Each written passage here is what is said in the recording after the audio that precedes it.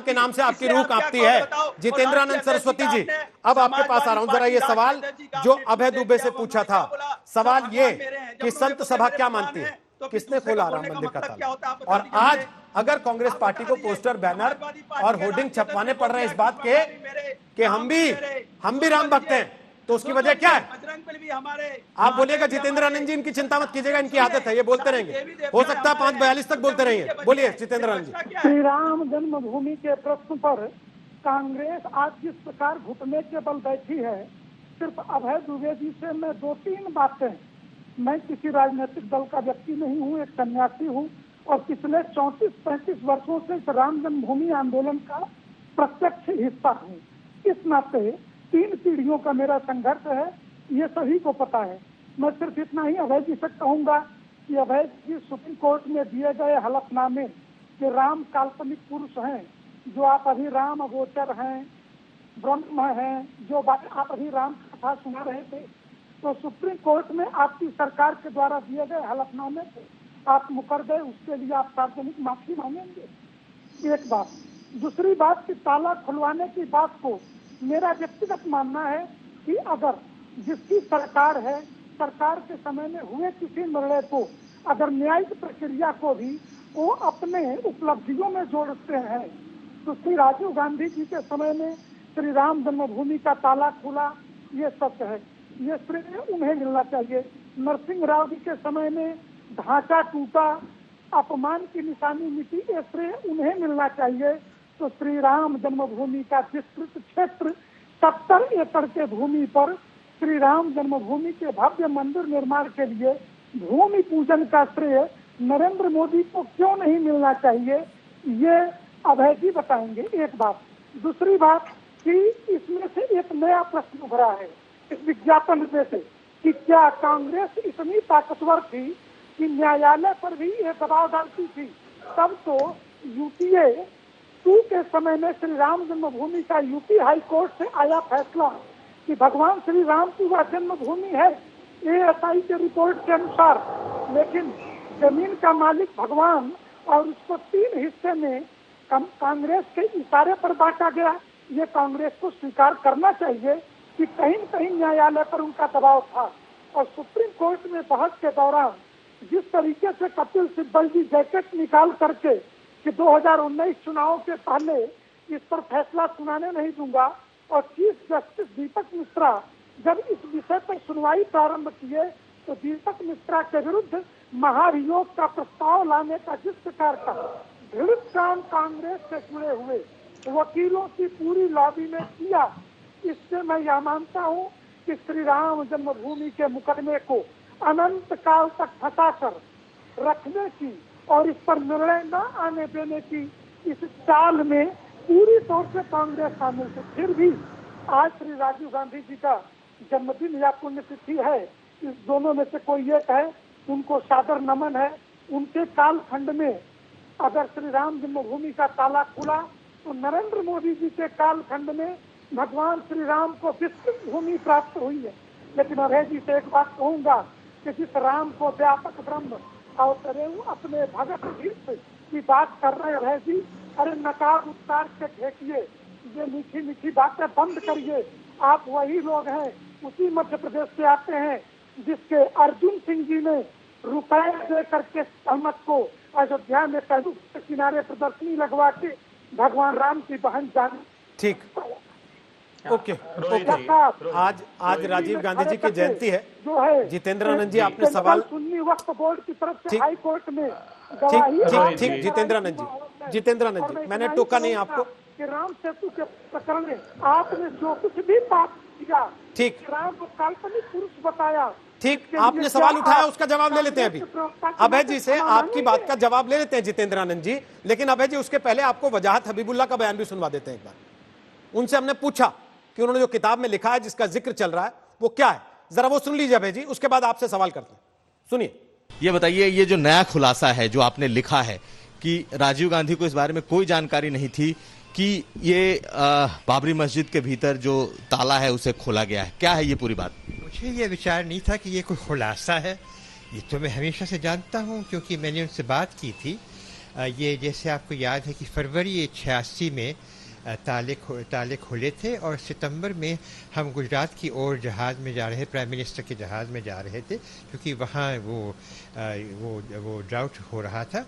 तो उस दौरान मैंने उनसे ये बात की, इसके बारे में बात की, तो उन्होंने उस समय मुझे ये बताया कि उनको इसके बारे में कुछ पता नहीं था इससे पहले कि ऐसा हुआ।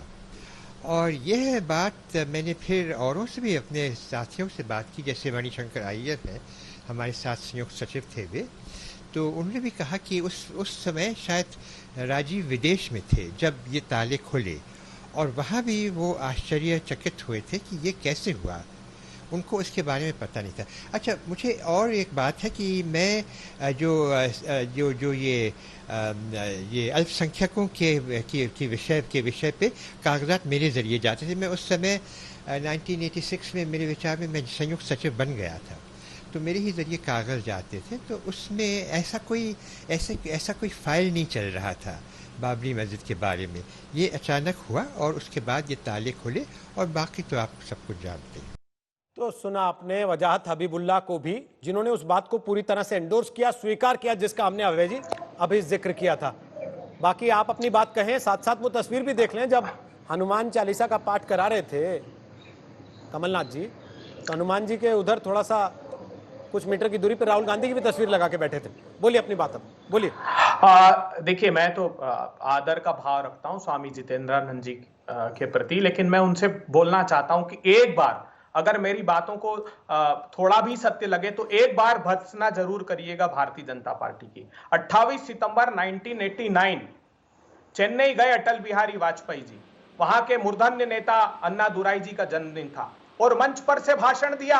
उन्होंने कहा, अन्ना दुराई के स्वप्न को साकार करने आया हूं मैं, सेतु समुद्रम परियोजना हर हाल में पूरी करूंगा, अर्थात ये राम सेतु तोड़ दूंगा। जानते हैं, नीरी ने जब ऑब्जेक्शन लिया, उन्होंने कहा कि थोरियम बड़ी मात्रा में यहां पर है, यहां क्योंकि 350 नॉटिकल माइल का अंतर पड़ रहा था, श्रीलंका जाने में दूरी ज्यादा लगती थी, तो अटल बिहारी वाजपेयी जी की सरकार ने निर्णय लिया कि राम सेतु तोड़ा जाएगा। 2000-2001 का आप बजट उठाकर देख लीजिए, अटल बिहारी वाजपेयी जी की सरकार का राम सेतु को तोड़ने का बजटीय प्रावधान भी भारतीय जनता पार्टी की सरकार ने किया।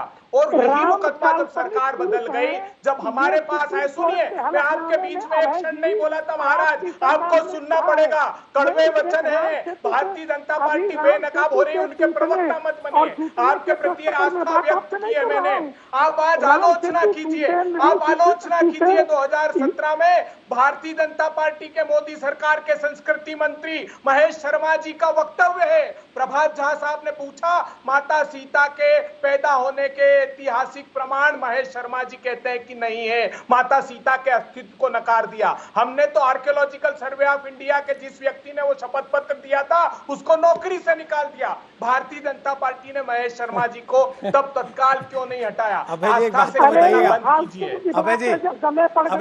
अभय जी, मैंने देखे कोई रोकाटाकी नहीं की, आप क्योंकि धारा प्रवाह बोल रहे थे तो मुझे लगा आपको डॉक्यूमेंट के लिए ना टोका जाए। ठीक, एक सेकंड स्वामी जी पूछ रहा हूं, वही सवाल पूछ रहा हूं। अभय जी, आपने पूरा वक्तव्य जो दिया उसमें आखिरी लाइन में कहा कि जिसने ये बात कही थी कि राम काल्पनिक है, हमने आर्कियोलॉजिकल सर्वे ऑफ इंडिया के उस आदमी को हटा दिया। सर, संसद में या देश की अदालत में वो लेके गया था क्या वो कागज, आर्कियोलॉजिकल सर्वे ऑफ इंडिया वाला, कि भगवान राम पैदा नहीं हुए थे, वो काल्पनिक आदमी थे?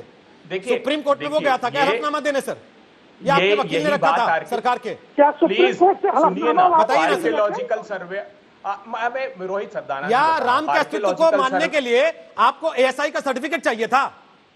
माता सीता आप इसे पूछ लेते अभय जी, कांग्रेस पार्टी के लोग तो आप ही बता देते, एएसआई की रिपोर्ट थोड़ी ना लगती। तो सुन लीजिए, प्लीज सुन लीजिए, बोलिए। आर्कियोलॉजिकल सर्वे ऑफ इंडिया के आधार पर ही महेश शर्मा ने हाउस में जवाब दिया कि माता सीता पैदा ही नहीं हुई थी। तो ये उन्होंने ना तो उस अधिकारी पर कार्रवाई की, ना महेश शर्मा पर। जवाब अभी मैं सुधांशु जी से ले लूंगा। अपनी बात का जवाब तो दे दीजिए, आपने किस आधार पे कहा कि राम काल्पनिक पुरुष हैं, जैसा वो लोटन निषाद कह रहे हैं? लोटन हो गए थे क्या आपकी पार्टी के नेता भी? लोटन निषाद हो गए थे? हमारी संस्कृति मंत्री ने वो जवाब प्रस्तुत नहीं किया, वो जवाब जिस अधिकारी ने प्रस्तुत किया था उसको हमने हटा दिया, रोहित सरदाना जी। और हमारी आस्था के प्रति लेकिन स्वयं राजीव गांधी जी लेकिन समाजवादी पार्टी के नेता अनुराग भदौरिया की हिम्मत नहीं पड़ी लोटन राम निषाद का नाम अपने मुंह से लेने। उनके पास जाऊंगा, लेकिन उसके पहले सुधांशु त्रिवेदी, केवल राम की बात नहीं है ना, राम राज्य की भी बात है। और जब राम राज्य की बात है सुधांशु जी, तो ये सवाल आपसे पूछा जाएगा कि इस समय देश में कोरोना अपने पीक पर है, इस समय देश में बेरोजगारी की दर लगातार बढ़ रही है, इस समय देश में अर्थव्यवस्था लगातार गड्ढे में जा रही है, इस समय बाढ़ और बारिश की वजह से देश के कई राज्यों में एकदम विकराल स्थितियां पैदा हो चुकी हैं, एक के बाद एक समस्याएं खड़ी हैं। राम राज्य की बात तो आपको करनी चाहिए सर, विज्ञापन कांग्रेस दे रही है, आपको बताना चाहिए कि हम कौन सा राम राज्य ला रहे हैं 6 साल में। जो आपने बात कही रोहित जी, पहले उसका उत्तर देता हूं, संशोधन कर दीजिए। इस समय देश में कोरोना नहीं, विश्व में कोरोना है। आज का समय नहीं, मनुष्य जाति के ज्ञात इतिहास का सबसे व्यापक संकट है। भारत में मंदी नहीं, वैश्विक मंदी है, घनघोर मंदी है। तो इस समय भदौरिया जी टेप रिकॉर्डर बंद कीजिए। अभी ये बोल रहे हैं सुधांशु जी, उसके बाद आपका नंबर आएगा तब बोलिएगा। आपकी रैली नहीं चल रही है पार्टी की कोई चौराहे पे जहां भाषण देने खड़े हो जाएंगे तुरंत हर बार कि कोई नहीं, मैं बोलूंगा केवल। प्लीज अनुराग जी, प्लीज आप सुधांशु त्रिवेदी आप बोली पूरी कीजिए बात। अनुराग भदौरिया जी, आपकी पार्टी के नेता ऐसे लोटन राम निषाद अपने माता पिता का अपमान कर रहा है जिन्होंने उनके नाम में राम लिखा, और राष्ट्रपिता महात्मा गांधी का अपमान कर रहा है जिसके जिन्होंने हे राम लिखा सवारी पर। और आपके लिए पता नहीं कौन सा वो आपकी पार्टी का बाप हो गया है क्या आपके मुंह से शब्द नहीं फूट रहा है और हम चंद बात करके डिस्टर्ब के चले जा रहे हैं। कोरोना काल में लोग परेशान लोगों की मौत हो रही है, या तो ये तैयारी करके लिए पता ही नहीं था क्या बहस की बात है, ये राष्ट्र की बात है। अन्यथा इसको अगर राष्ट्रीय स्तर पर बहस करने की मर्यादा नहीं है और ऐसे लोगों को नहीं बुलाना चाहिए। बात नहीं करना चाहते, इनको जो बकवास करनी है कर ले, फिर मैं बोलूंगा। बढ़ जाता है क्योंकि राष्ट्र से आपको लगाव नहीं है, एक आपको करके सत्ता आते से हैं। लगाव है। बीपी किसका बोल रहा है, क्या ही बोल रहा है? दोनों की आवाज कम करते हैं, दोनों की आवाज कम करते हैं, एक बार दोनों की आवाज कम करते हैं, मैं बोलता हूं। अनुराग जी, आपको मैं बोलूंगा, आप सुनेंगे भी, उसके बाद भी अनसुना करेंगे, मुझे पता है, क्योंकि आपका मंत्र है ना खेलेंगे ना खेलने देंगे, गुच्ची में थूक देंगे। आपकी उधर की भाषा में समझाऊं, ना खेलब ना खेलन देव, गुच्ची में थूक देव, ये आपका तरीका है। मैं जानता हूं इसको, आपको अच्छे से जानता हूं। नहीं नहीं सर, हाँ सर, मैं जानता हूं कितने राष्ट्रवादी आप हैं, मैं जानता हूं सर कितने राष्ट्रवादी आप हैं, क्यों हर बार हरा कुर्ता पहन के बैठते हैं, मैं जानता हूं क्या संदेश आप देना चाहते हैं, मैं जानता हूं। इसलिए सर मुझे अपना राष्ट्रवाद मत बताइए एक एक करके। राष्ट्रवाद ये भी है कि ईमानदारी से अपना नंबर आने पर बोलिएगा, ये भी राष्ट्रवाद है, ईमानदारी भी राष्ट्रवाद है, अपना नंबर आने पर बोलिएगा, ये भी राष्ट्रवाद है। अगर इतने राष्ट्रवादी है तो आपका नंबर आएगा, बोलिएगा, भाषण मत दीजिएगा। अब सुनिए दूसरे को सुनना भी राष्ट्रवाद है। बस सुधांशु त्रिवेदी, अब मेरे सवाल का जवाब दे दीजिए सर। क्या मैं ये मान लूं, जैसे एक बार मनमोहन सिंह जी ने कह दिया था कि पैसे पेड़ पर नहीं लगते और आपने उनको पकड़ लिया था, आज आपको पकड़ा जाए इस बात के लिए कि आप कह रहे हैं भाई दुनिया में हो रहा है तो हम क्या करें, हमारे यहां भी हो गई, स्वीकार करो और झेलो इसको, क्योंकि दुनिया में हो रहा है, अर्थव्यवस्था दुनिया की डूब रही है, हमारी भी डूबेगी, कोरोना दुनिया में, हमारा भी होगा। रोहित जी, मुझे किस बात का उत्तर देना है? मेरी बात का उत्तर देना सर, मेरी बात का उत्तर देना आपको, मेरी बात का। तो फिर इन दोनों को मत बैठाइए ना, आप मुझसे बहस करिए। ये क्या बात होती है? वो जो चाहेंगे बोलते चले जाएंगे, और उत्तर मुझे नहीं देना, उत्तर मुझे आपकी बात का देना। मैंने चुप कराया ना सर, फिर दुबे जी को मत बोलिए, भदौरिया को आप हमसे बात कर लीजिए। मैंने चुप कराया ना सर, वो तो अपने वक्तव्यों में जो मन आया आप अभय जी की बात का बेशक जवाब दे, और आप कह रहे हैं वो सब भूल अभय जी के बाद में आपके पास आया हूं, मैं आप ही से पूछता हूं, मैं अभय जी के बाद आपके पास आया हूं, आप अभय जी की बात का बेशक जवाब दें, साथ में मेरे सवाल का भी जवाब दें। और हमारे हर सवाल में डिस्टर्बेंस, अब भदौरिया बीच में बड़बड़ करने लगे, आपने कहा दोनों की आवाज बंद कर देते। नहीं सर, मैंने तो आपके लिए कुछ नहीं कहा सुधांशु जी, अगर आपने ध्यान दिया हो, मैंने ये बात आवाज इसीलिए बंद की सुधांशु जी, ताकि आप बोलते भी रहें और सुनाई भी ना दे, तो क्या लाभ होगा उसका। तो यही तो मैं कह रहा हूं भाई, या तो ऐसा करिए जिसको जो बोलना बोलने दीजिए, उसके बाद दूसरे का फीडर बंद कर दीजिए। मुझे कोई आपत्ति नहीं है जब दूसरा बोल रहा हो फीडर बंद। ठीक सुधांशु जी, अब अपनी बात तो रखिए, अभय जी पर आप जवाब देना चाहते हैं और मेरे सवाल का जवाब जरूर दीजिएगा, बोलिए। पहले मैं आपके सवाल का जवाब दे रहा हूं, चलिए अभी, क्या कोरोना पूरे विश्व में नहीं है? क्या 2.5 करोड़ आदमी कोरोना से प्रभावित है कि नहीं? दुनिया की सबसे बड़ी ताकत अमेरिका में 56 लाख लोग प्रभावित है कि नहीं? पूरी दुनिया ठप है कि नहीं? पूरी दुनिया की विश्व के इतिहास में पहली बार निगेटिव ग्रोथ रेट है कि नहीं? बोलिए हाँ या ना। तो मैंने क्या गलत बोला भाई? इसको सिर्फ भारत से क्यों कनेक्ट करना? Negative growth rate for the first time in the documented history. तो इसलिए इस समस्या को इस रूप में ही देखना चाहिए, और मैं कहना चाहूंगा कि अब इस समस्या का जो निदान निकलेगा, चाहे वो हमारा आर्थिक पक्ष हो, हमारा वैज्ञानिक पक्ष हो, जिसमें औषधीय पक्ष हो, या उसके सामाजिक पक्ष हो, भारत की महत्वपूर्ण भूमिका होगी। और श्री राम मंदिर एक श्रेष्ठतम मानवीय मूल्यों का प्रतीक होगा आज के इस वर्ल्ड में। आप देखिए कोरोना काल में भी तो चाइना इन्वेजन करने की कोशिश कर रहा था, एनेक्सेशन करने की कोशिश अगल बगल के छोटे छोटे देशों में कर रहा है ना, तो वो लोग भी कर रहे हैं, तो उन चीजों का भी प्रत्युत्तर होगा। तो ऐसा नहीं है कोरोना काल में सारी चीजें रुकी है, मगर यह भी बात सही है, यह मनुष्य जात के ज्ञात इतिहास की अनप्रेसिडेंटेड क्राइसिस है। तो मानवीय बात है, उसका प्रभाव हमारे ऊपर ही पड़ेगा। तुलनात्मक दृष्टि से हमारे ऊपर प्रभाव फिर भी कम है बड़े देशों। यह तो हुआ आपकी बात। अब बाकियों की बात का भी उत्तर देता हूं। दुर्भाग्य की बात यह है कि जो अनुराग भदौरिया जी की पार्टी के लोटन राम निषाद शायद अपने माता पिता का भी अपमान कर रहे हैं जिन्होंने उनके नाम में राम रखा, और राष्ट्रपिता महात्मा गांधी का भी अपमान कर रहे हैं जिनके नाम में राम है, मगर अफसोस इनके मुंह से वाक्य नहीं निकल रहा। तीसरी बात, अभय दुबे जी ने जो कहा, बड़ी मजेदार बात है। एक पत्रकार के ऊपर डाल देते हैं, उस समय के पत्रकार के ऊपर कि उन्होंने साबानो केस कर दिया, और एक अधिकारी ने यह कर दिया। मान्यवर कल्चरल मिनिस्ट्री से बैठ होके गया था, और स्टार्ट क्वेश्चन में कल्चरल मिनिस्ट्री ने जवाब दिया, अंबिका सोनी जी कल्चरल मिनिस्ट्री थी। उसके बाद सुप्रीम कोर्ट का हलफनामा लॉ मिनिस्ट्री से बैठ होके जाता है। स्वर्गीय हंसराज भारद्वाज जी मंत्री थे, जो आज नहीं है, इस ढंग की बचकानी बात नहीं करनी चाहिए। एक अधिकारी लिखेगा, संबंधित मंत्रालय उसको वेट करता है, और यह सदन के पटल पर रखा गया स्टार्ट क्वेश्चन था, और उसके बाद कानून मंत्रालय ने वेट किया, तब सर्वोच्च न्यायालय में हलफनामा। इतनी बचकानी बात कि एक एएसआई के अधिकारी का के बेस पर सर्वोच्च न्यायालय में हलफनामा हो गया, यह पूरी तरीके से व्यर्थ और निरर्थक है। और सेतु समुद्रम पे खुद अपने मुंह से बोले 28 सितंबर 1999, और हमारी सरकार रही 5 साल तक, कहे नहीं तोड़ दिया अगर हम तोड़ना चाहते थे। आपकी बात खुद गलत हो गई। सेतु समुद्रम प्रोजेक्ट का अर्थ राम सेतु तोड़ना नहीं था, आपने उसी में लिखा था। देखिए आपके मुंह से बात आ गई। इसीलिए मैं एक वाक्य सिर्फ कहता हूं, अजहु राम भज तज कुटिलाई, राम भजे गति कह नहीं। आज भी कुटिलता छोड़कर ईमानदारी से राम का नाम लीजिए तो सबको गति प्राप्त होगी, अन्यथा आपकी गति से दुर्गति सबने देखी। 404 से 44 सीट पे आ गए। लेकिन सुधांशु राम मंदिर के समय में 404 पे थे। सुधांशु जी, क्या आपके वक्तव्य से मैं ये मान लूं क्योंकि दुनिया भर की बुरी हालत है इसलिए हम इसको अपनी नियति मानकर स्वीकार कर लें कि नौकरियां भी जाएंगी, अर्थव्यवस्था भी जाएगी, चीन आंख भी दिखाता रहेगा, कोरोना से लोग मरते भी रहेंगे, हम इसको स्वीकार कर लें और हथियार डाल के बैठ जाएं? नहीं, ये मैंने कब कहा माने भाई? मैंने तो सिर्फ इतना संशोधन किया जब आपने कहा भारत में सबसे बुरी अर्थव्यवस्था है। रोहित जी मुझे दे दीजिए। भारत में बेरोजगारी, रोहित जी जब आपने कहा भारत में समस्या, तो मैंने कहा भारत में नहीं वैश्विक समस्या है, इसलिए मैंने कहा। तो जब पूरी दुनिया में तूफान आ रहा है तो आप ये नहीं कह सकते कि साहब हमारे घर में खिड़की आपने बंद करके क्यों रखी है, हमारा ही घर क्यों हिल रहा है। भूचाल आ रहा है तो सबका घर हिल रहा, पूरी धरती। ओके, अनुराग भदौरिया, मुझे पता मैं पूछूं कुछ भी आप बोलेंगे वही जो आपको कह के भेजा गया कि ये बोलना नहीं। सर मैं पूछूंगा ही नहीं, मैं केवल ये कह रहा हूं लोटन राम निषाद के बारे में आप कुछ जानते हैं तो बोलिए, वरना जो याद करके आए वो तुरंत निकाल दीजिए। अच्छा देखिए, अगले 40 सेकंड आप बोलेंगे, उसके बाद आवाज बंद हो जाएगी अपने आप। बोलिए।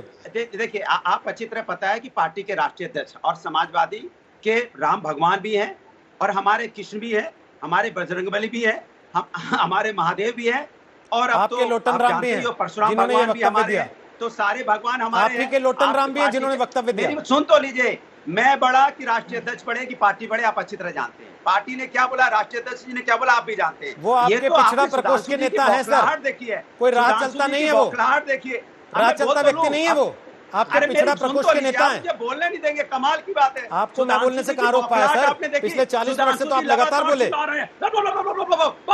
जब आपको मौका दिया तब आप लोटन राम के अलावा सब कुछ बोले। अब आप कहने की मैं लोटन राम के बारे में बायोडाटा निकाल लाया हूँ। यहाँ पे सुन तो लीजिए, बेरोजगारी के बारे में उन्होंने नहीं बोला, किसान की आत्महत्या के बारे में नहीं बोला, जो यहाँ बेरोजगारी से आत्महत्या करे उनके बारे में नहीं बोला, और देश के इंफ्रास्ट्रक्चर डेवलपमेंट के बारे में नहीं बोला, और स्वास्थ्य व्यवस्था के बारे में नहीं बोला। कोरोना का तो बोल रहे हैं बार बार एक ही बात, कोरोना पूरे विश्व में है, कोरोना पूरे विश्व में है। और अरे इनको जरा दूसरी बात, इनकी जाति धर्म की राजनीति है इनकी।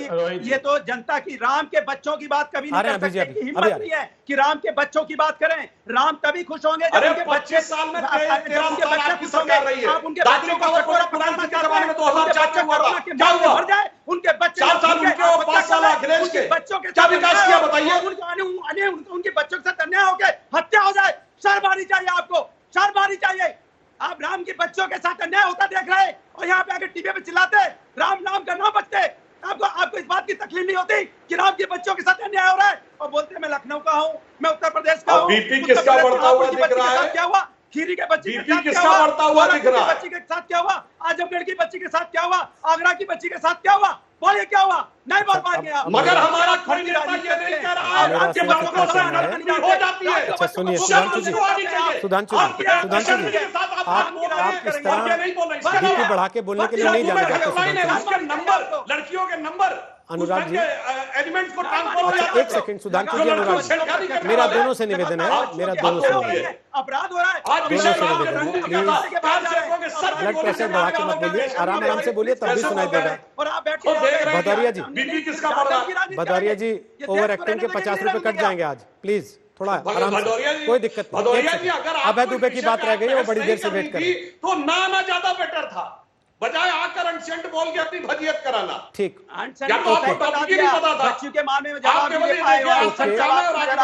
लोटन राम का जवाब नहीं मिला, अभय दुबे के पास आ रहा हूं। अभय जी, वोट नहीं मिलते तो राम जी याद आते हैं। लखीमपुर खीरी के बच्चे के साथ रोहित जी, ये वोट नहीं मिलते तो राम जी याद आते हैं। सुधांशु त्रिवेदी जी को ये भदौरिया जी साफ चुप नहीं पता होंगे, आप है बोलते रहिएगा, कोई बात कि ये कोविड, ये कह रहे हैं कि ये कोविड की क्राइसिस के कारण परिस्थितियां। अरे सुधांशु त्रिवेदी जी, मार्च के पहले के लगातार 6 क्वार्टर्स की रिपोर्ट देख लीजिए। विश्व में कोई देश ऐसा नहीं था जिसकी जीडीपी इतनी तेजी से गिर रही हो। एनएसएसओ का सर्वे उठाकर देख लीजिए, वो कह रहा है 60 साल की हिस्ट्री में ऐसा नहीं हुआ कि एम्प्लॉयमेंट रेट इतना नीचे चला गया। Centre for monitoring Indian economy की रिपोर्ट उठाकर देख लीजिए, अरे आपकी खुद की आरबीआई की रिपोर्ट उठाकर देख लीजिए, जो बैंक क्रेडिट है वो 60 साल में सबसे बदतर स्थिति में पहुंच गई, हिंदुस्तान को बर्बाद करके रख दिया। और बार बार बीपी का प्रश्न प्रतिपक्ष के नेताओं पर उठाते हैं। हमारे एक साथी प्रवक्ता की हत्या के लिए जिम्मेदार जो राजनीतिक दल हो, इसी प्रकार के प्रलाप करके उसका अवसान हो गया राजीव त्यागी जी का, उस पर कम से कम थोड़ी सी शर्म रखनी चाहिए। अब आप भी प्रलाप कर रहे हैं, झूठा प्रलाप। देखिए रोहित सरदाना जी वो इसी तरीके का आज भी अभय जी नहीं, आप चीखने चिल्लाने के लिए स्वयं जिम्मेदार हैं।